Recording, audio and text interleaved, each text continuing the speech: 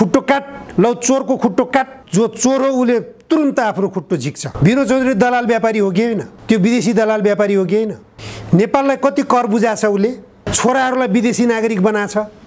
पाउने हो NB international. कहाँ छ त्यो? बङ्गलादेशमा छ। पेज किन ड्यामेज गरियो? विदेशी दलाल व्यापारी त्यो मिटिङमा बसेका थिए। वामदेवलाई अपमान गर्नको निम्ति एउटा पात्र युवराज सफल भन्ने पात्र प्रयोगमा ल्याइएको रहेछ भन्ने कुरो स्पष्ट हुन्छ। त्यसैबाट हामी पनि केन्द्रीय कमिटीमा बस्छौँ भनेर प्रस्ताव गर्नुभयो। त्यही 5 जनामा पनि अहिले चाहिँ एक्लो परिरहेछ बिचारो त्यो युवराज सफल भन्ने पात्र। दलाल पुँजीवादतर्फ यो देशलाई अगाडि उन्मुख बनाइरहेछन्। बिन बोलाए मेहमान भन्ने हुन्छ नि एउटा किम्बदन्ती, त्यहाँ गएर ढ्याक्क स्टेजमा गएर बसिया छ। यहाँ के गरे भन्ने कुरा त लगभग अमेरिकी पक्षले नै सार्वजनिक गर्यो। तिनी कुरा केही यहाँ जानकारी गराइएको छैन। नेपालको सुरक्षा निकाय सबैभन्दा महत्त्वपूर्ण सुरक्षा निकाय भने नेपाली सेना हो। उहाँ भ्रमण गर्न जानुभन्दा अगावै प्रश्न उठेका थिए, सडकमा आवाज उठेका थिए। कस्तो खालको पत्राचार गर्यो? तर सरकार तै चुप मै चुप छ।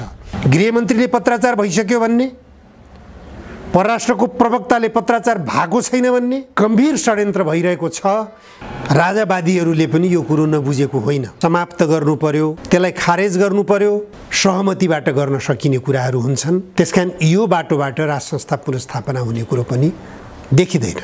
वाइ कुनै पनि शक्तिले किन गर्छ त्यो काम? भारतले त ल भुटानी राजाको मोडेलमा बस्न चाहन्छौ भनेदेखि तिमीलाई अहिले पनि तिम्रो गद्दी सुरक्षित राखिदिन्छु भनेर उसले त एउटा गम्भीर निर्णय गरिसक्यो। चीन एउटा कम्युनिस्ट पार्टीले, एउटा पार्टीले सञ्चालन गरेको मुलुक हो र त्यो पार्टीले दिएको निर्णय विपरीत सरकार जान सक्दैन। नेपालमा अमेरिकाले सैन्य गतिविधि गर्न खोजिरहेको अवस्थामा त्योभन्दा अरू के सन्देश दिनु पर्यो र चीनले? भारतले पनि बुझ्यो। यो सन्देश नबुझ्नेहरूले मात्रै यस्तो यहाँ चर्चा गरेका हुन्। त्यति हो। त्यसकारण इन्डिया सरकार मौन छ। अमेरिकाका नजिकका मुलुकमा त चीन पुगिसक्यो।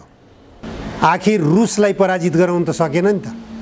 अब प्रधानमन्त्री गइसके, बेलायतका त्यही सङ्कट आइरहेछ। जापानमा पूर्व प्रधानमन्त्रीलाई गोली नै हानिदिइसके। जापानमा पूर्व प्रधानमन्त्री गोली। यी गतिविधि किन भइरहेछन्? युद्धबाट मात्रै म शक्तिशाली बन्छु भन्ने सोचबाट अमेरिका गइरहेको थियो। त्यो विनाशको बाटो साबित भयो। कुनै पनि शक्ति राष्ट्रको दलाली गर्नुभन्दा नेपाललाई समाजवादको बाटोतर्फ लगाउँ, नेपाललाई आत्मनिर्भर बनाऊ। बाहिरबाट हामीले पेट्रोलियम पदार्थ किन आयात गर्नु परेको छ? भन्सार फ्री गरिदिउँ हामीले। प्रत्येक खोलामा विद्युत उत्पादन गर्न सक्छौँ हामीले।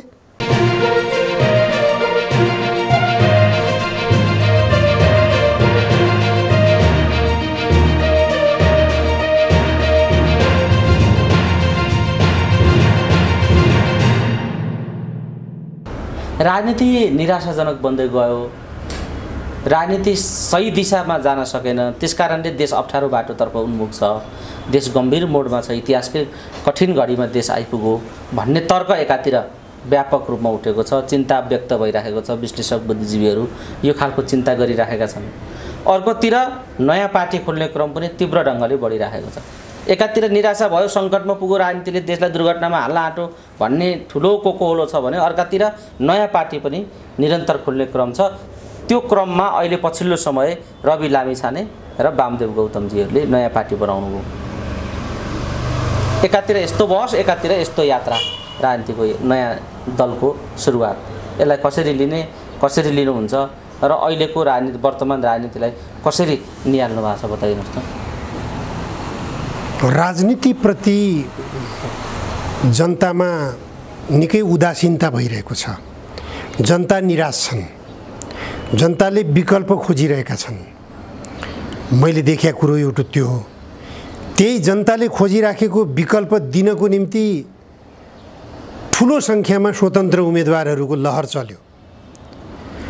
जति ठुलो सङ्ख्यामा उम्मेदवारहरूको लहर चले पनि स्वतन्त्र उम्मेदवारहरू अत्यन्त सीमित सङ्ख्यामा जिते, सीमित सङ्ख्यामा विजयी भएका छन्।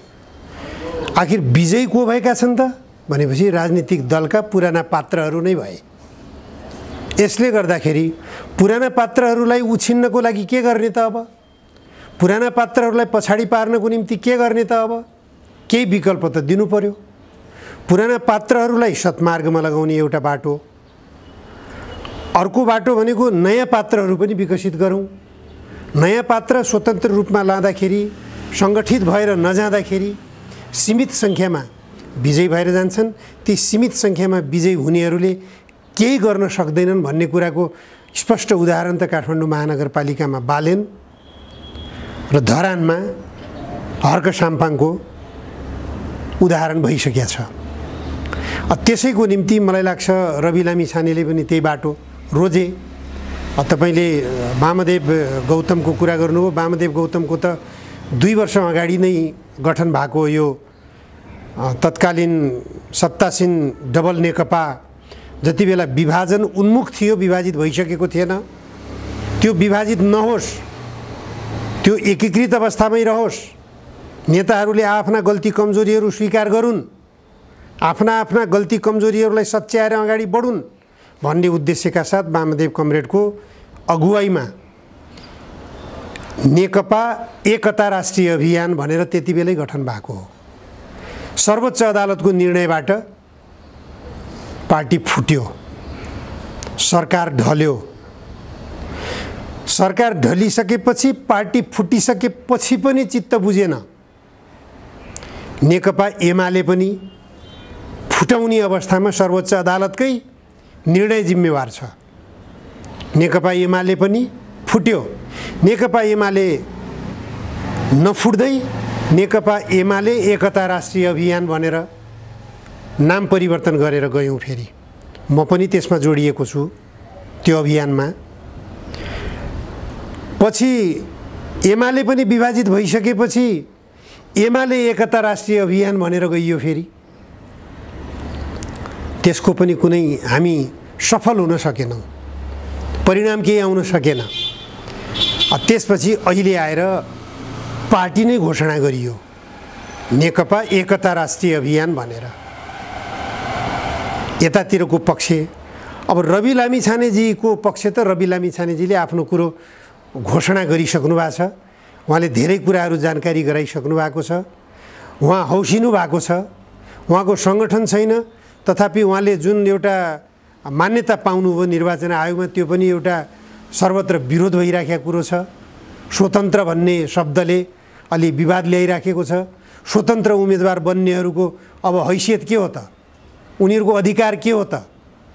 उनीहरू अब स्वतन्त्र भनेर उम्मेदवारी दिएपछि म त स्वतन्त्र उम्मेदवार हुँ भन्दा बित्तिकै स्वतन्त्र, अब पार्टीको नाम नै स्वतन्त्र भइसकेपछि उनीहरूको त्यो स्वतन्त्रको हैसियत चाहिँ खोसियो जस्तो महसुस स्वतन्त्र उम्मेदवार बन्नेहरूले गरिराखेका छन्। यो अवस्था छ। तर यो तपाईँले सोध्नु भएको प्रश्नको दलहरू खोल्ने अभियान चलिरहेछ भन्ने कुराको छोटकरी जवाब के हो भनेदेखि पुराना राजनीतिक दलहरूले राम्रा काम गरेनन्। उनीहरूका कामप्रति जनतामा व्यापक असन्तुष्टि छ।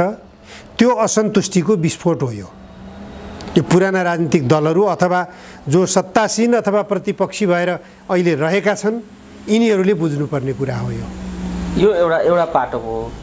तर यो कति उत्साहजनक कुरा हो भन्ने कुरा क्या, उहाँले नयाँ दल खोलेर कति उत्साह त्यसले दिन सकेको छ, जनतामा जाने उहाँहरूका एजेन्डा कति जनमुखी र प्रभावकारी छन् त भन्ने खालको कुरा, निराश जनतालाई आशामा फर्काउन सक्ने त्यो खालको भूमिका गर्न सक्ला यो नयाँ दलले, या त्यस्ता एजेन्डा छन् यी नयाँ दलहरूसँग भन्ने खालको प्रश्न पनि अहिले मुख्य प्रश्न बनेको छ। बताइदिनुहोस् त पाण्डेजी, सबै वामपन्थीलाई एक ठाउँमा ल्याउनुपर्छ भन्दा उत्साह आउँछ त? प्रचण्ड, माधव नेपाल, केपी ओली, झलनाथजीहरूलाई एक ठाउँमा ल्याउने पार्टीको उद्देश्य नै राखेर त्यस्तो खालको गर्ने दल खोलेर त्यसले कुनै उत्साह दिन सक्छ त भन्ने प्रश्न पनि छ। नै उहाँहरूलाई भइरहेछ अहिले। उहाँहरूलाई जोड्ने मात्रै हाम्रो लक्ष्य होइन। हाम्रो लक्ष्य के हो त भनेपछि उहाँहरूलाई जोड्नको निम्ति उहाँहरू किन फुट्नुभयो, किन असफल हुनुभयो, किन अलोकप्रिय बन्नुभयो, यो समीक्षा गर्नुहोस्। अब समीक्षा गर्ने बेला भयो तपाईहरूले। अब तपाईहरूले गल्ती गर्नुभयो। हामीले त अझ खास गरेर भन्नुहुन्छ भने वामदेव कमरेडसँगको मेरो यात्रा भनेको, सहयात्रा भनेको धेरै लामो छ। जति बेला महाकाली सन्धिमा नेकपा एमालेबाट हामी अलग भएर नेकपा माले निर्माण गऱ्यौँ, त्यो बेलादेखिको हाम्रो सहयात्रा हो। अब माले गठन गरिसकेपछि वामदेव कमरेड आफ्नो एउटा समूह लगेर नेकपा एमालेमा फेरि जानुभयो। म गइनँ त्यतातिर, म अलग बसेँ। पछि फेरि पार्टी जब निर्माण गर्ने र त्यसलाई अगाडि बढाउने, पार्टीलाई अगाडि बढाएर डबल नेकपाको एउटा 2/3 नजिकको बहुमत आयो। त्यो बेला म अलिकति नजिक पनि हुँदै गएँ। फेरि त्यो वामदेव कमरेडकै अगुवाईबाट नेकपा माओवादी केन्द्र र नेकपा एमाले जोडिएका हुन्। त्यो सबैले बुझेको कुरा, जानेको कुरा हो। त्यो बेला जनता त उत्साहित भयो नि त। जनताले अब त केही परिणाम आउँछ कि भन्ने आश त गरे नि, र जनताले परिणाम आउने गरी शक्ति पनि दिए नि त। त्यो एकीकृत जो कम्युनिस्ट पार्टी थियो, त्यो एकीकृत कम्युनिस्ट पार्टीलाई जनता उत्साहित बनेर शक्तिशाली बनाए, 2/3 निकटको बहुमत दिएर पठाए। तर नेताहरूले परिणाम दिन सकेनन्, जनअपेक्षा अनुसार काम गर्नै सकेनन्। जनअपेक्षा मात्रै होइन, संविधानले दिएको बाटो समेत अवलम्बन गर्न सकेनन्। तत्कालीन प्रधानमन्त्री केपी शर्मा ओलीले घोषणा त गर्नुभयो, धेरै सपना बाँड्नुभयो। साँच्चै अब देशमा समाजवाद ल्याउँछन् क्या हो, देशमा विकासको लहर ल्याउँछन् क्या हो भन्ने केपी ओलीका त्यो बेलाका अभिव्यक्तिहरू तपाईँ अहिले भिडियोमा पनि कतिपय पाउन सकिन्छ, पत्र पत्रिकामा पढ्न सकिन्छ, अनलाइनहरूमा पढ्न सकिन्छ। तिनी त्यो के पुनस्मरण गर्नुस् त, तिनी कति राम्रा छन्। जनताका घर घरमा विद्युत चुलो, ग्यास चुलोको विस्थापन, काठमाडौँलाई जोड्ने उत्तर र दक्षिणतिरबाट रेलको प्रवेश, यस्ता खालका सपनाहरू, पानी जहाज, पेट्रोलियम पदार्थका उत्खनन, यो देशलाई आर्थिक रूपमा आत्मनिर्भर बनाउने, कृषि क्षेत्रलाई आधुनिकीकरण गर्ने, किसानहरूका अधिकारहरू स्थापित गर्ने, क्रान्तिकारी भूमि सुधार लागू गर्ने, देशमा लगभग एक किसिमको समाजवादको परिकल्पना जनताले गरेका थिए। किनभने कम्युनिस्ट पार्टीको 2/3 नजिकको बहुमत भनेको निश्चित रूपमा समाजवादको गन्तव्य लिने हैसियत भएको सरकार थियो। तर त्यो सरकार कता गयो हामीले देख्यौँ। एमसीसीमा लम्पसार बन्यो, भ्रष्टाचारमा लम्पसार बन्यो, स्वास्थ्य सामग्री खरिद गर्न भनेर लगानी गरिएको रकम लुट मचाएर व्यक्तिको आफ्नो बैंक खातामा राख्ने काम गरे। नेपाल ट्रस्टको सम्पत्ति एउटा व्यापारी घरानालाई दिने काम गरे। केपी ओली नेतृत्वको सरकारको त्यो दुर्दशा। अब यतातिर तात्कालिक अवस्थामा हेर्नुहुन्छ अहिले भनेपछि अब त्यो केपी ओलीलाई विस्थापित गरेर नयाँ बनेको गठबन्धन सरकारले के गरिरहेछ, सबैभन्दा आशा लाग्ने भने त यो सरकारको नेतृत्व गरेर आएका भनेका नेकपा माओवादी केन्द्रतिरबाट त जनार्दन शर्मा त थिए, जसले अर्थ मन्त्रालयको जिम्मेवारी सम्हालेका थिए। अर्थ मन्त्रालय भनेको देशको सबै क्षेत्रलाई प्रभावित गर्ने मन्त्रालय हो। त्यो मन्त्रालयले कृषि क्षेत्रलाई प्रभावित गर्थ्यो, ऊर्जा सिँचाइ मन्त्रालयलाई प्रभावित गर्थ्यो, शिक्षा मन्त्रालयलाई प्रभावित गर्थ्यो, हरेक किसिमका विकास सम्बन्धी मन्त्रालयहरूलाई प्रभावित गर्थ्यो। तर जनार्दनजी काम उछिनुभयो। अब राजनीतिक रूपमा उठ्नै नसक्ने गरी धराशायी बन्न पुग्नुभयो। किन हो यो? कम्युनिस्ट खोल ओढेर मात्र त हुँदैन, कम्युनिस्ट आवरणमा बसेर मात्र हुँदैन। जनताका अपेक्षा के छन्, देशको अपेक्षा के हो, देशको आवश्यकता के हो, त्यो बुझ्नु पर्यो नि त पहिले।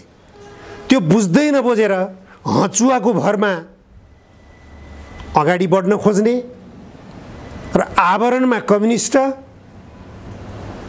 काममा दलालहरूको पनि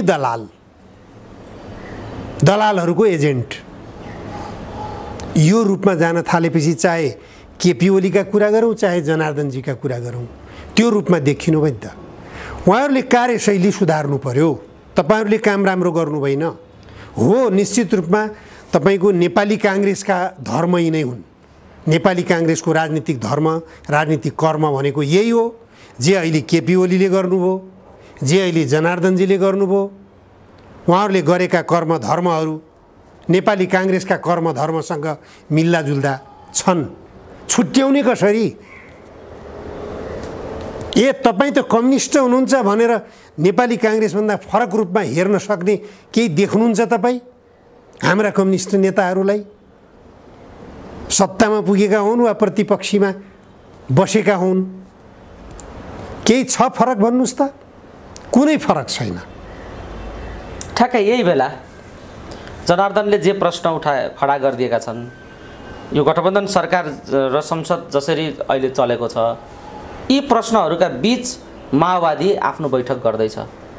त्यो बैठकमा पदाधिकारी टुङ्ग्याउन पनि सकेन, जनार्दनका विषयमा छलफल पनि हुन सकेन, भए पनि चोख्याउने प्रयत्न प्रचण्डजीले गर्नुभयो भन्ने कुरा आएको छ। अब अर्थमन्त्री माओवादीका भागको अर्थमन्त्री अहिले शेरबहादुरजीले नै सम्हाल्नु भएको छ, अर्को अर्थमन्त्री दिने पनि तयारी अर्थात् दिन सकेको स्थिति छैन। यो विषयमा माओवादीहरू यो अहिलेको गठबन्धन सरकारभित्र जनार्दनको भूमिकाले जुन खालको बदनामी बिहोर्न पुगेका छन्, त्यो कुराको किन सही समीक्षा भएन भन्ने एउटा विषय छ। अर्को कुरा, अब यो बैठक जुन उनीहरू माओवादीभित्रको बैठक अहिले चलिराखेको छ, त्यो बैठकले सिर्जना गरेका विषयहरूलाई तपाईँले कसरी हेर्नु भएको छ बताइनुहोस् त? त्यो बैठकले कस्तो खालको गन्तव्य तय गरेको छ यो माओवादीको बैठक?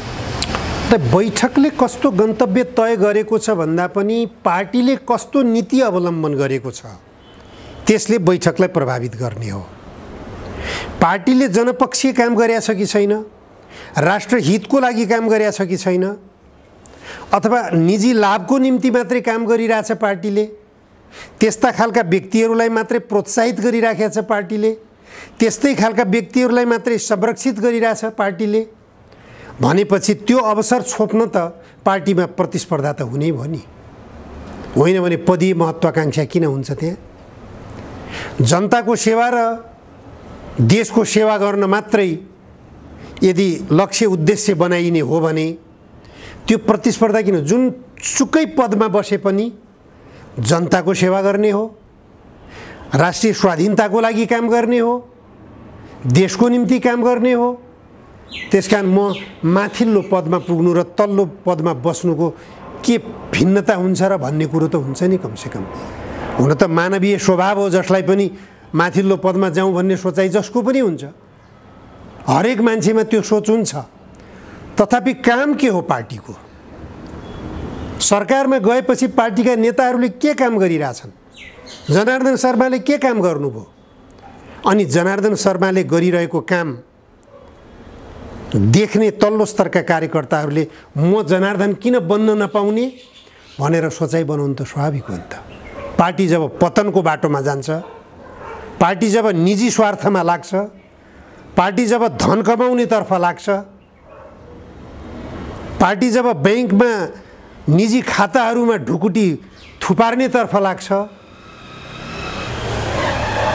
देश बनाउने भन्ने भन्दा पनि देशलाई बिल्कुल कङ्गालै बनाउनेतर्फ पार्टीका नेताहरूको गन्तव्य हुन्छ भनेदेखि हरेक कार्यकर्ताहरूले त्यही गन्तव्यको अवसर खोज्न थाल्छन्। यो दुर्भाग्य त्यसको रूप त्यहाँ देखियो भन्ने देखियो प्रष्ट रूपमा। ठिक छ, यो एउटा समीक्षा हो तपाईँको।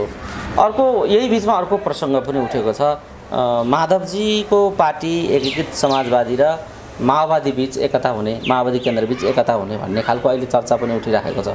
यो चर्चालाई तपाईँ कसरी लिनुहुन्छ र एकताको सम्भावना तपाईँ कस्तो देख्नुहुन्छ यी दुईटा पार्टीहरूको?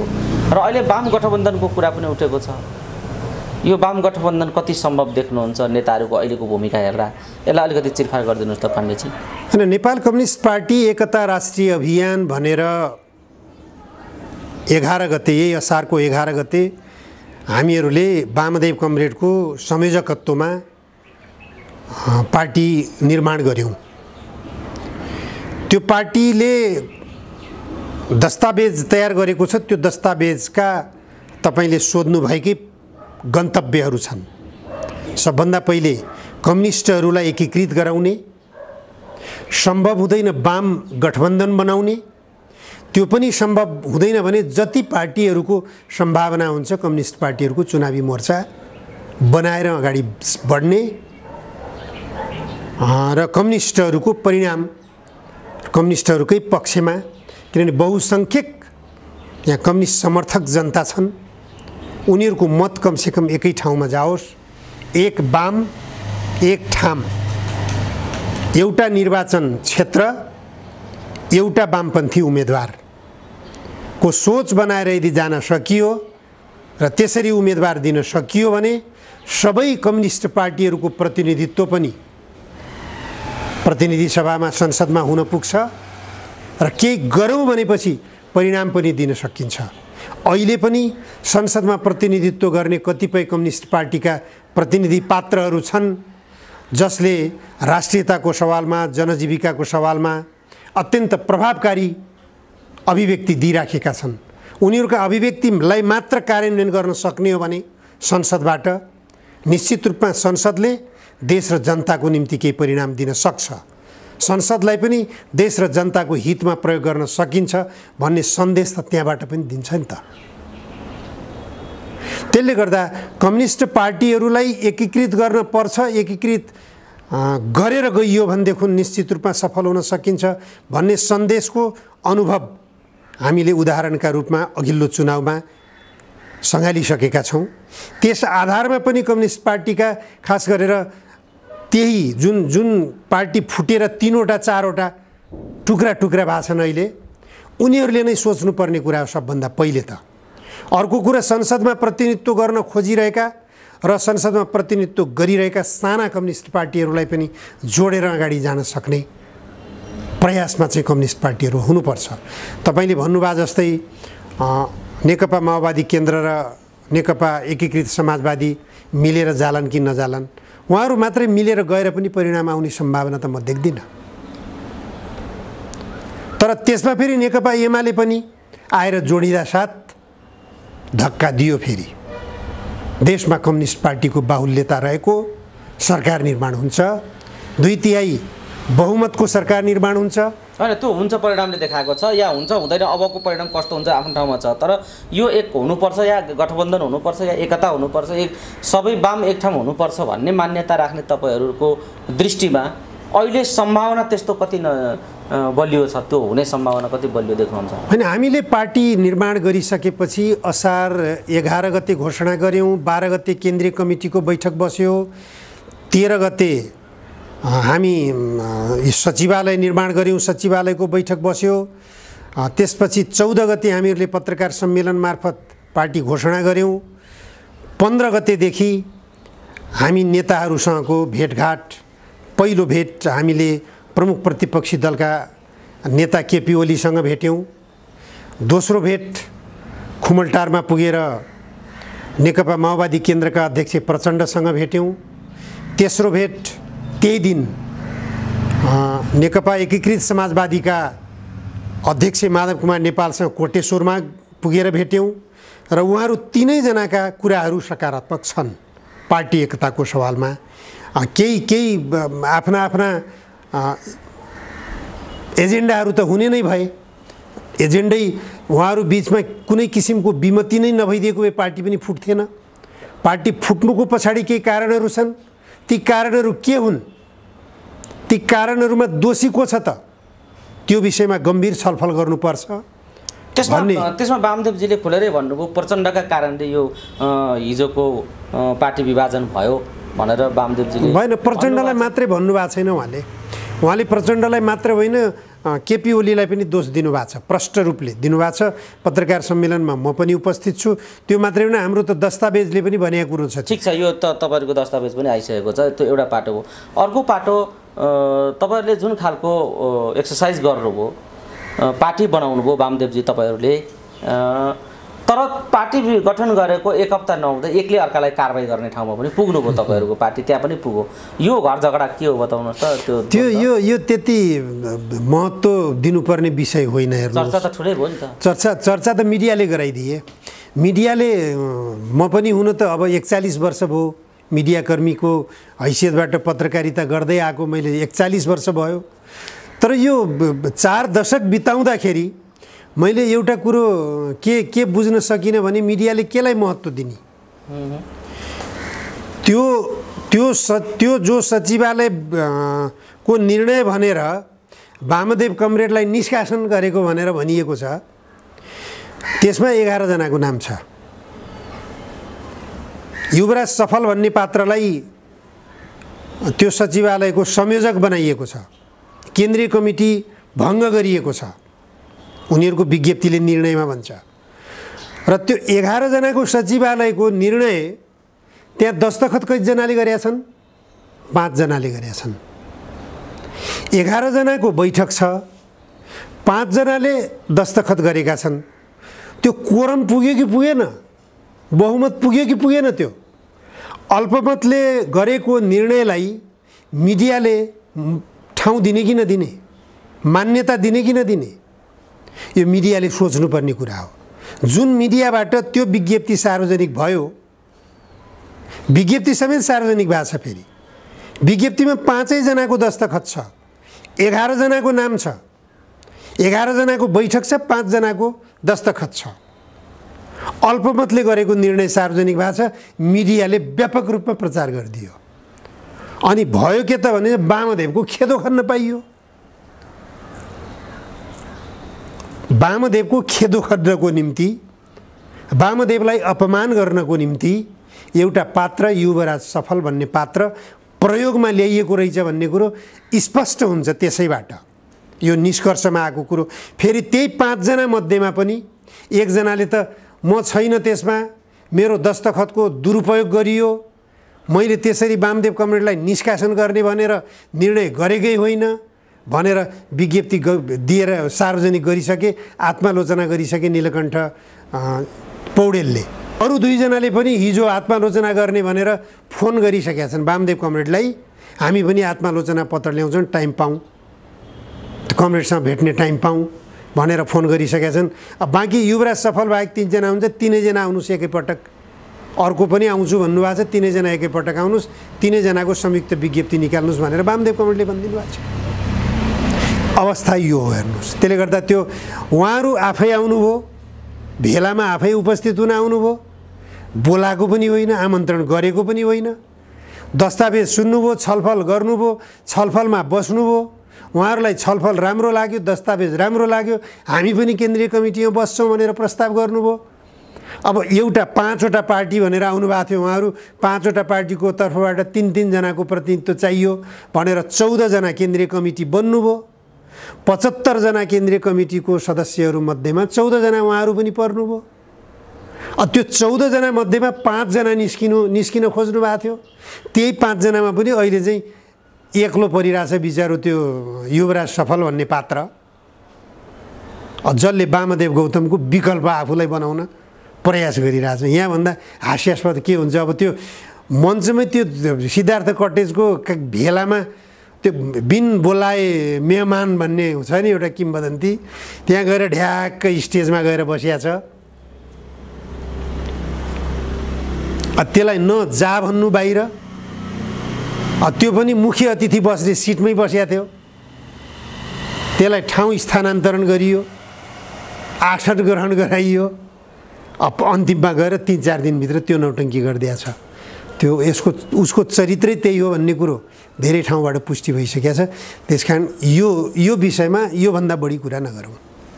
ठिक छ, यो एउटा पाटो हो। तपाईँहरूको भित्र देखिएको कुरालाई, बाहिर चर्चालाई मैले जोड्न खोजेको थिएँ। म अलिकति फरक विषयतिर तपाईँलाई जोड्न चाहन्छु। पछिल्लो समय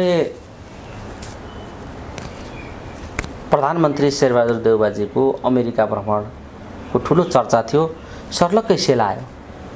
अहिले भ्रमण हो कि होइन, हुन्छ कि हुँदैन, कस्तो कार्यतालिका बन्दैछ, परराष्ट्र मन्त्रालयकोमा भित्र के तयारी छ, यी सबै कुरा सेलाएर अहिले सुनसान जस्तो भएको स्थिति छ। हिजो जसरी भ्रमणको एकदम चर्चा थियो, अहिले सेलाएको स्थिति छ। यो किन सेलायो या के हुँदैछ यहाँभित्र? यसका पछाडि केले काम गरेको? भ्रमण हुन्छ कि हुँदैन? तपाईँसँग तपाईँको जानकारीमा र तपाईँको दृष्टिमा यो विषयलाई कसरी लिनुहुन्छ? किन भयो अमेरिका भ्रमण, या हुने तयारी हुँदैछ, के छ? नै भ्रमण हुने बारेमा व्यापक रूपमा चर्चा हुँदाखेरि एसपीपी सम्झौता हुँदैछ भन्ने कुरो पनि निकै चर्चा थियो। एसपीपी भनेको सैन्य गठबन्धन हो भन्ने कुरो पनि बाहिर आयो। अमेरिकाले नै आफै यो कुरो सार्वजनिक गरेको थियो। अमेरिकाबाट उपविदेश मन्त्री आइन्, उनका गतिविधिहरू अलि आपत्तिजनक, एउटा सार्वभौम मुलुकभित्र एउटा पाहुनाको रूपमा आएको विदेशी मन्त्रीले गर्न नहुने खालका गतिविधिहरू उहाँले गर्नुभयो। उजरा जिया नाम गरे मन्त्री आउनुभएको थियो। त्यसपछि फेरि सैन्य प्रमुख, यो इन्डो पेसिफिक क्षेत्र हेर्ने सैन्य प्रमुख, अमेरिकी सैन्य प्रमुख पनि आउनुभयो। उहाँ आइसकेपछि यहाँका संवेदनशील क्षेत्रहरूको भ्रमण गर्नुभयो उहाँले। उहाँ आएपछि पनि नेपाल र अमेरिकाको सैन्य गठबन्धन बारेमा निकै चर्चा आयो। त्यसपछि हाम्रा प्रधान सेनापतिको भ्रमणको कुरो आयो, भ्रमण गरेर पनि आइसक्नुभयो। अमेरिकाका भ्रमण सेना आएर यहाँ के गरे भन्ने कुरा त लगभग अमेरिकी पक्षले नै सार्वजनिक गर्यो। तर हाम्रा नेपालका प्रधान सेनापति पनि अमेरिका भ्रमण गरेर आउनुभयो। 4-5 दिन अमेरिकाको बसाइमा उहाँले के गर्नुभयो तिनी कुरा केही यहाँ जानकारी गराइएको छैन।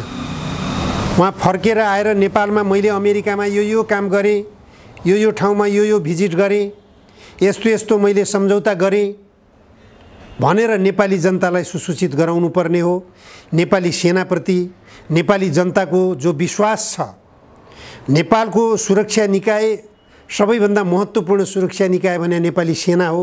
यो नेपाली सेनाप्रति नेपाली जनताको अगाध आस्था छ। यो आस्थालाई धराशायी बनाउने काम स्वयं सेनाका गतिविधिले भइरहेका छन्। सेनाले यो संवेदनशीलतालाई बुझेन भने नेपाली सेना नेपाली जनताको मन मस्तिष्कबाट बाहिरिने अवस्था सृजना हुँदैछ। यो नेपालको सुरक्षाको निम्ति गम्भीर चुनौती हो।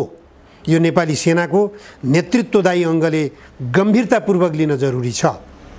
किनभने प्रधान सेनापति जस्तो महत्त्वपूर्ण व्यक्ति जुन देशले नेपालमा सैनिक गतिविधि चलखेल गर्न खोजिरहेको छ त्यो देशको भ्रमण गरेर आउनुभएको छ। उहाँ भ्रमण गर्न जानुभन्दा अगावै प्रश्न उठेका थिए, सडकमा आवाज उठेका थिए। सरकारले केही सम्झौता गर्ने तयारी गरेको थियो, त्यो सम्झौता गरिँदैन, त्यो सैन्य गठबन्धनमा अब आबद्ध भइँदैन भनेर सरकारले निर्णय गर्न बाध्य भयो। मन्त्री परिषदबाट त्यो निर्णय गरियो। गृह मन्त्रालयले हामीले सैन्य गठबन्धनमा आबद्ध नहुने भनेर पत्राचार गरिसक्यौँ भनेर सार्वजनिक रूपमा अभिव्यक्ति दिए।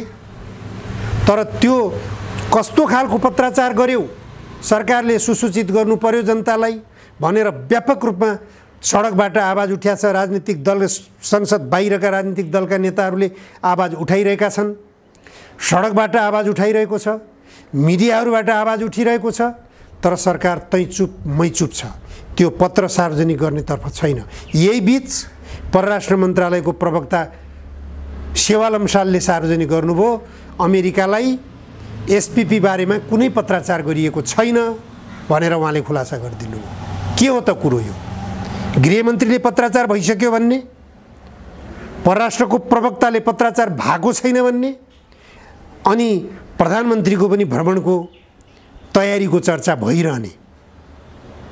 यो सबै गतिविधिभित्र देशको राष्ट्रिय स्वाधीनताका विरुद्ध, सार्वभौम सत्ता, सार्वभौम अखण्डताका विरुद्ध गम्भीर षड्यन्त्र भइरहेको छ। नेपालका निश्चित राजनीतिक दलका नेताहरू यसमा गम्भीर रूपले प्रयोग भइरहेका छन्, दुरुपयोग भइरहेका छन् भन्ने कुरा चाहिँ स्पष्ट हुँदै गइरहेको छ। यो विषयमा राजनीतिक दलका नेताहरू यदि देशभक्ति भावना छ भने तपाईहरू गम्भीर बन्नुपर्छ। यति बेला देशभक्त राजनीतिक दलका नेताहरूले देशभक्ति भावना प्रदर्शन गर्ने बेला यही हो। यो बेला यदि चुक्यौँ भने भोलि गम्भीर परिणामको हामीले सामना गर्नुपर्ने अवस्था हुनेछ। पाण्डेजी, यो देशको संवेदनशील घडीमा, राजनीतिको संवेदनशील घडीमा पूर्व राजा ज्ञानेन्द्र शाहको लामो समयसम्मको थाइल्यान्ड भ्रमण भएको छ र उहाँ अहिले पनि त्यहीँ हुनुहुन्छ। त्यो भ्रमणलाई लिएर यिनै खालका जो राजनीतिक परिघटना नेपालभित्र तयार भएका छन्, यिनै परिघटनाका कारणले दुईटा छिमेकीहरूसहित केही वैदेशिक निकायहरू, अन्तर्राष्ट्रिय समुदायहरूसँग विशेष किसिमको वार्ता भइराखेको छ थाइल्यान्डमा र नेपालको राजनीतिको संवेदनशीलता, राजनीतिक संवेदनशीलताको बारेमा पनि त्यहाँ विभिन्न खालका कुराकानीहरू भइराखेका छन् भन्ने खालको अड्कलबाजी र कुराकानी गर्नेहरूको कमी यहाँ छैन। राजाको यो बेला राजाको थाइल्यान्ड भ्रमण र बजारमा उठिराखेका यस्ता कुराहरूबारे तपाईँ के भन्नुहुन्छ? यो विषयलाई कसरी लिनुभएको छ? हेर्नुहोस्, यो म पनि राजा ज्ञानेन्द्रसँग नजिक रहेर उहाँका भावनाहरू मैले पनि बुझेको छु। मैले उहाँसँग मैले पनि एक दुई पटक अन्तर्क्रियाहरू गरेको छु, तर उहाँले एक्लै गरेर मैले राज संस्था पुनर्स्थापना गर्छु भनेर सम्भावना हुने कुरो छैन। उहाँ स्वयंले बोलेको कुरा हो, यो उहाँ स्वयंले महसुस गरेको कुरा हो। राजावादीहरूले पनि यो कुरो नबुझेको होइन। राज संस्था पुनर्स्थापना गर्नको निम्ति कि त 2072 सालमा 8 वर्ष समय खर्चिएर जारी गरिएको संविधान समाप्त गर्नु पर्यो, त्यसलाई खारेज गर्नु पर्यो, अनि बल्ल राज संस्था पुनर्स्थापनाको कुरो 2047 सालको संविधानलाई लागू गर्ने गरिकन हुन सक्ला। होइन भने यही 72 सालको संविधानले दिएको अधिकार प्रयोग गरेर राजावादी राजनीतिक पार्टीहरूले 2/3 बहुमत प्राप्त गरेर संविधानमा संशोधन गर्न सक्नु पर्यो, गणतन्त्र खारेज गर्न सक्नु पर्यो। त्यो पनि अपरिवर्तनीय प्रावधान छ, तर पनि अपरिवर्तनीय प्रावधानलाई गर्न सकिएला, सहमतिबाट गर्न सकिने कुराहरू हुन्छन्। त्यो शक्ति प्राप्त गर्ने अवस्थामा राजावादी राजनीतिक दलहरू छैनन्। उनीहरू स्वयंले पनि महसुस गरिरहेका छैनन्, आशा विश्वास उनीहरूमा पनि छैन। त्यसकारण यो बाटोबाट राज संस्था पुनर्स्थापना हुने कुरो पनि देखिँदैन। अब वैदेशिक शक्तिले टप्प टिपेर राजालाई नारायणहिटीको गद्दीमा लगेर बसालिदिन्छ भन्ने कुरो यदि परिकल्पना गर्ने हो भने पनि किन, वाइ, किन, कुन विदेशी शक्तिले, भारतले, अमेरिकाले कि चीनले, कुनै पनि शक्तिले किन गर्छ त्यो काम? अमेरिकाले तब मात्र गर्छ जब यी नेपालका राजनीतिक दलका नेताहरूभन्दा अझै बढी दलाली मैले राजालाई गर्न बाध्य गराउन सक्छु। दलाल, सच्चा इमान्दार दलालको रूपमा राजालाई, यो ज्ञानेन्द्रलाई मैले प्रयोग गर्न सक्छु भनेर यदि अमेरिकाले निर्णय लियो भनेदेखि सम्भावना त्यतातिर होला।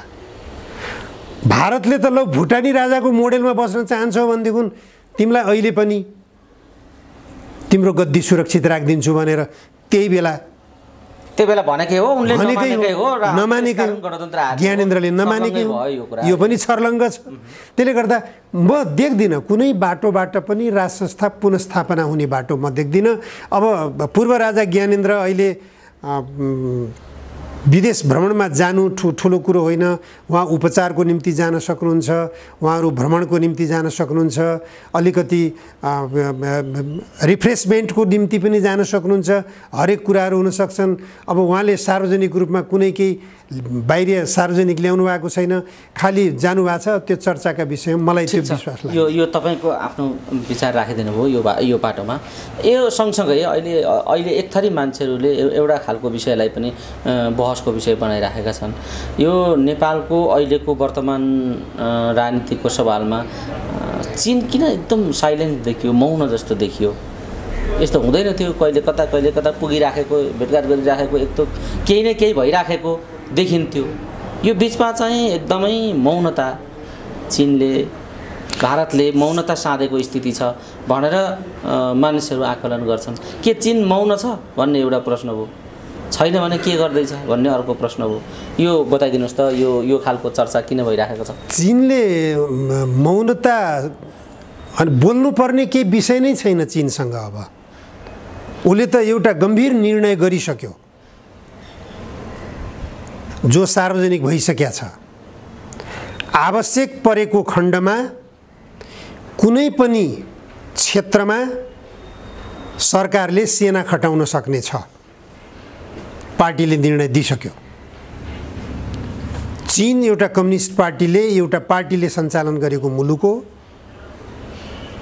र त्यो पार्टीले दिएको निर्णय विपरीत सरकार जान सक्दैन।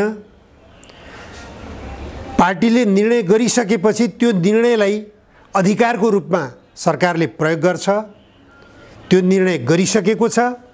त्यो निर्णय भनेको, त्यो निर्णय कुन बेला गरेछ त भनेपछि नेपाललाई एसपीपीमा अमेरिकाले बाँध्न खोजिरहेको अवस्थामा, नेपाललाई एमसीसी सम्झौतामा बाँधिसकेको अवस्थामा चीनले त्यो निर्णय लिएको छ। नेपालमा अमेरिकाले सैन्य गतिविधि गर्न खोजिरहेको अवस्थामा, नेपाललाई सैन्य गठबन्धनमा बाँध्न अमेरिकाले भरमग्दुर प्रयास गरिरहेको अवस्थामा चीनले लिएको त्यो निर्णय पर्याप्त छ। त्यसपछि अरू बोल्नै पर्दैन चीन त। त्यो चाहे मौनता देखाओस्, चाहे शालीनता देखाओस्, के बोल्ने, त्यहाँभन्दा अरू के बोल्ने। तिमी छुसुक्क गर्यौ भने म आएँ, अब त्योभन्दा अरू के सन्देश दिनु पर्यो र चीनले। आउँछ जसरी रुसले देखाएर गएको थियो त्यसरी देखाउनै पर्दैन। हिमाल पारी टक्क गरेर बसिया छ। चीन तयारी अवस्थामा छ। त्यो निर्णय त्यसै गरेका छैन। म तयारी अवस्थामा छु, कुनै पनि बेलामा यताबाट जम्प गर्न सक्छु भन्ने सन्देश दिइसक्यो उसले। यो सन्देश भारतले पनि बुझ्यो। यो सन्देश नबुझ्नेहरूले मात्रै यस्तो यहाँ चर्चा गरेका हुन्, त्यति हो। यो सन्देश इन्डियाले पनि बुझिसक्यो, इन्डिया सरकारले बुझ्यो, त्यसकारण इन्डिया सरकार मौन छ। अमेरिकाले बुझ्यो, अमेरिका पनि तै चुप मै चुप छ। हाम्रा नेपालका सरकारले पनि बुझिसके।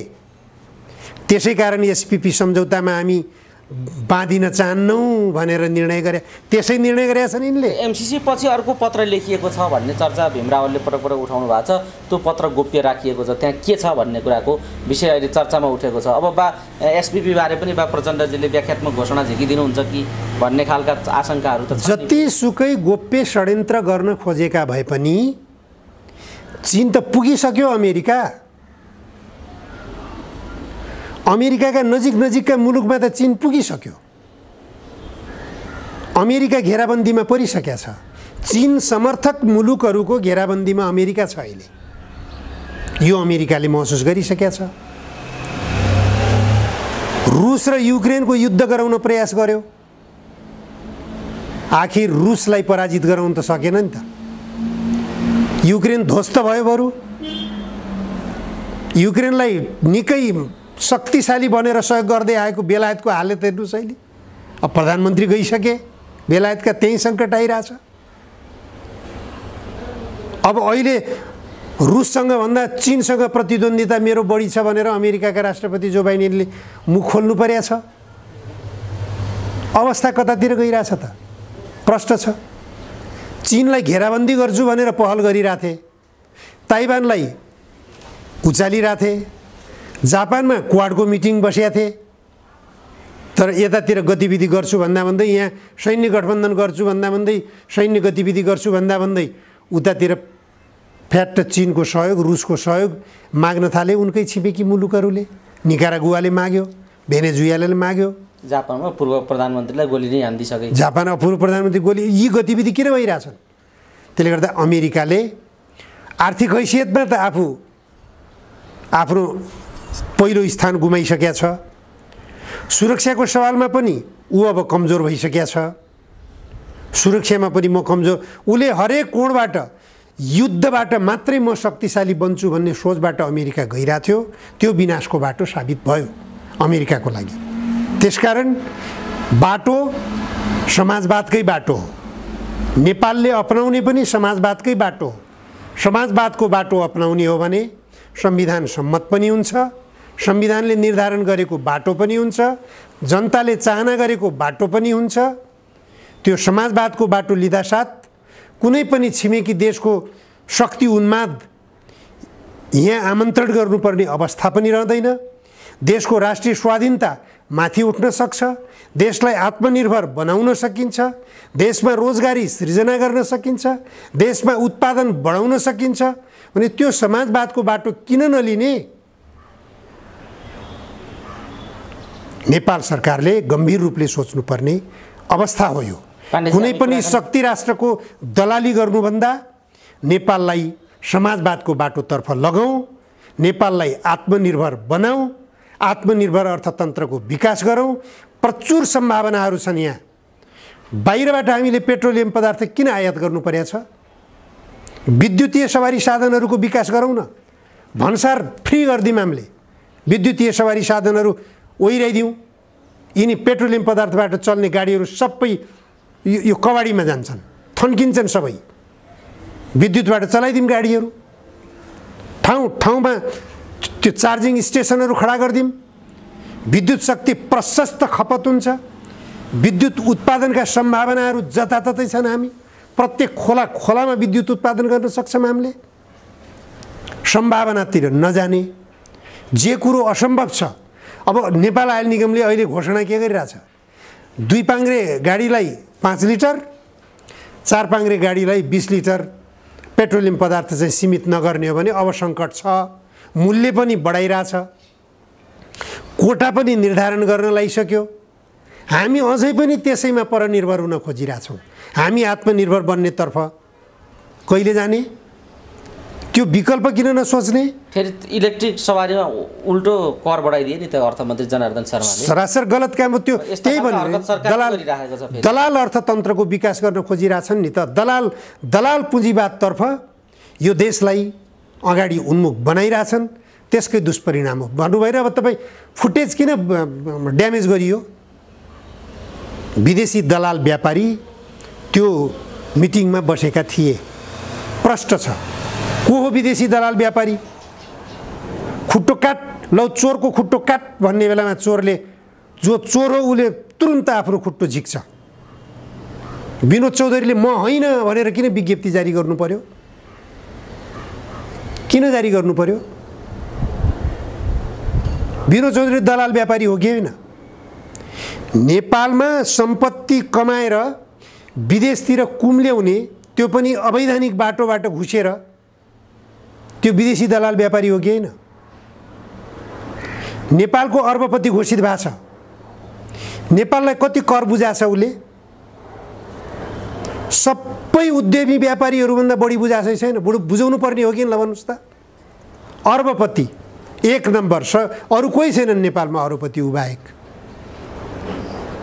विश्व अर्बपतिको सूचीमा सूचीकृत छ। कर कति बुझाछ त? सबैभन्दा बढी कर मैले बुझाएको छु भन्ने हैसियत राख्छ विनोद चौधरीले? छैन। छोराहरूलाई विदेशी नागरिक बनाछ, पाउने हो। नबिल ब्याङ्कमा 51% कसको लगानी छ? विदेशीहरूको लगानी छ आवरणमा। तर को हो त त्यो? विनोद चौधरीको छोरो। एनबी इन्टरनेसनल कहाँ छ त्यो? बाङ्लादेशमा छ। नबिल ब्याङ्कले आर्जन गर्ने जो पुँजी हो, मुनाफा गर्ने पुँजी हो, त्यो कहाँ जान्छ? नेपालमा रहन्छ? रहँदैन। त्यही हो विदेशी दलाल पुँजीपति भने। विदेशी दलाल पुँजीपतिहरूले नेपालको पुँजी यहाँ आर्जन गर्दै बाहिर लग्दै। एनसेल कम्पनी हेर्नुहोस्, बहुराष्ट्रिय कम्पनीहरूको खेल के गरेछ? 10 करोड ल्याएर यहाँ त्यो एनसेल भन्ने कम्पनी खोलेको हो जम्मा। त्यसले 72 अर्ब त्यसले राजस्व बुझाउनु पर्ने ठग्यो, दिएन। तै चुप मै चुप, सरकार चुप, अदालत चुप, नागरिकहरू चुप, मिडियाहरू चुप। उसले ठगेर छोड्यो। 10 करोड लगानीबाट 72 अर्ब रुपियाँ राजस्व बुझाउनु पर्ने हैसियतमा केबाट? केही उत्पादन गरेको चिज बिक्री गरेर कि नेपाली जनताले टेलिफोन प्रयोग गरे बापतमा, मोबाइल प्रयोग गरे बापतमा एनसेलले आर्जन गरेको सम्पत्तिबाट तिर्नुपर्ने कर हो त्यो। सम्पत्ति त कति आर्जन गर्यो, कति आर्जन गर्यो हेर्नुहोस् त। हामीलाई मोबाइल प्रयोग गर्न दिएको सुविधा बापतमा हामी नेपाल टेलिकममा किन निर्भर हुन नसक्ने? नेपाल टेलिकमलाई माथि उठाउन किन प्रयास नगर्ने? त्यसको स्तरीयता विकास गर्न प्रयास किन नगर्ने? विदेशी कम्पनीहरूलाई त्यो ठाउँमा किन प्रायोरिटी दिने हामीले? खै त्यतातिरको सोच। म तपाईँलाई एउटा अर्को सानो दृष्टान्त दिउँ। अहिले स्कुल र कलेजहरूको हेर्नुहोस् त, लुट। एउटा बच्चाले पढ्ने स्कुलमा 20,000 देखि लिएर 1 लाख रुपियाँसम्म शुल्क तिर्छ अभिभावकले। यो लुटको अन्त्य कसले गर्ने? बच्चाहरूलाई बिहान 6 बजे स्कुल बोलाइन्छ, 4 बजे छुट्टी दिइन्छ, नास्ता खाना स्कुलमा, खाना कस्तो छ, बच्चाहरूको स्वास्थ्य अवस्था नाजुक भइरहेछ, अनि अस्पतालमा उपचार गर्न जाऊ, स्वास्थ्य बिग्रिएपछि स्कुलमा खान पर्ने बाध्यता गराइएको छ, स्कुलले राम्रो खाना दिँदैन, बिरामी हुन जान्छ बच्चा, अस्पतालमा उपचार गर्न जाँदाखेरि अस्पतालले लुटिरहेछ, अस्पतालमा पनि नियन्त्रण छैन, लुट खसोटको नियन्त्रण छैन, राज्य व्यवस्था कता जाँदैछ, किन सरकारको ध्यान हुँदैन? अवस्था यो हेर्नुहोस्, जान पर्ने बाटो कता हो त्यतातिर राजनीतिक दलका नेताहरूको चिन्तनै छैन, सरकारको चिन्तनै छैन। अर्थमन्त्रीका चिन्तन, प्रधानमन्त्रीका चिन्तन, ऊर्जा मन्त्रीका चिन्तन, शिक्षा मन्त्री जनयुद्धबाट विकसित भएका नेता हुन् देवेन्द्र पौडेलजी। खै त शिक्षा क्षेत्रमा भएको लुटको अन्त्य गर्नु पर्दैन? 10 वर्षसम्म शिक्षकलाई गोली हानेर काटेर मारेनन् यिनीहरूले, किन मारे हुन्? पावरमा आइसकेपछि, शक्तिमा आइसकेपछि, कारबाही गर्ने ठाउँमा गइसकेपछि, कानुनी संवैधानिक कारबाही गर्ने ठाउँमा गर्न पाउने ठाउँमा पुगिसकेपछि गर्नु पर्दैन त? अहिले गरौँ न स्कुलमा भइरहेको लुटको अन्त्य। विद्यालयमा पाठ्यपुस्तकको अभाव, योभन्दा लज्जाजनक के हुन्छ? 10 वर्षसम्म जनयुद्ध गरेर 17,000 जनताको रगत बगाएर त्यो रगतको पोखरीमा उभिएर नेता बन्ने, विद्यार्थीहरूलाई लुटको निरन्तरता, लुटको साम्राज्य, त्यस्तो लुट मचाउने स्कुलको सबैभन्दा ठुलो मालिक को छ? फेरि मन्त्री छ। फेरि मन्त्री उमेश श्रेष्ठले सञ्चालन गरिरहेका स्कुलहरूमा बुझ्नुहोस् त तपाईँ के छ गतिविधि? रेस्टुरेन्टभित्र सञ्चालन छन्, ब्रेकफास्टभित्र छ बिक्री, व्यापार, नितान्त व्यापार। उजुरी कसले सुन्ने? कहाँ जाने उजुरी गर्न? एकजना अभिभावकले त गएर त्यो आफ्नो बच्चाको शुल्क तिर्न गएका रहेछन्, उनले गएर त्यो लेखा शाखाको त्यो कम्प्युटरै फोडिदिएछन् उनले, अभिभावकले। कहाँबाट आयो यतिका मेरो शुल्क? यो लुटको अन्त्य प्रत्येक स्कुलहरूमा अराजकता फैलिनेवाला छ। म देख्दैछु अवस्था त्यतातिर विकसित हुँदैछ। सरकारले यो लुट खसोटको अन्त्य गरेन भने आतंकवाद यसैले जन्माउँछ। आतंकको बीजारोपण सरकारले गरिरहेछ। यो अन्त्य यदि सरकारले गरेन भने यहीँबाट आतंकवाद सृजना हुन्छ, आतंकवाद विस्फोट हुन्छ। आतंकको बीजारोपण गरिरहेछ सरकारले, बिल्कुल गम्भीर रूपले बीजारोपण गरिरहेछ। शिक्षा क्षेत्रमा आतंक छ, स्वास्थ्य क्षेत्रमा आतंक छ, वित्तीय क्षेत्रमा आतंक छ, बेरोजगारीको आतंक छ। यो विस्फोट भयो भने के हुन्छ? आतंकवाद सृजना हुने न हो? अनि त्यसपछि के हुन्छ? अनि त्यसपछि अमेरिकी सेना चाहिने हो। त्यही बेला चाहिने होला सरकारलाई अमेरिकी सेना। त्यसै कारणले सैनिक गठबन्धन चाहिएको। अमेरिकासँग सैनिक गठबन्धन गर्न खोज्ने, देशभित्र अराजकता बाहेक केही पनि छैन, आतंकको बीजारोपण बाहेक केही छैन। परिणाम के हुन्छ भन्नुहोस् त? हामीले कल्पना गरेको भन्दा गम्भीर परिणाम देशभित्र विकास भइरहेको छ। हस् पाण्डेजी, समय दिनुभयो, संवेदनशील आफ्ना विचारहरू, भनाइहरू, विश्लेषणहरू राखिदिनुभयो। यो महत्त्वपूर्ण समय र संवादका लागि यहाँलाई धेरै धेरै धन्यवाद छ।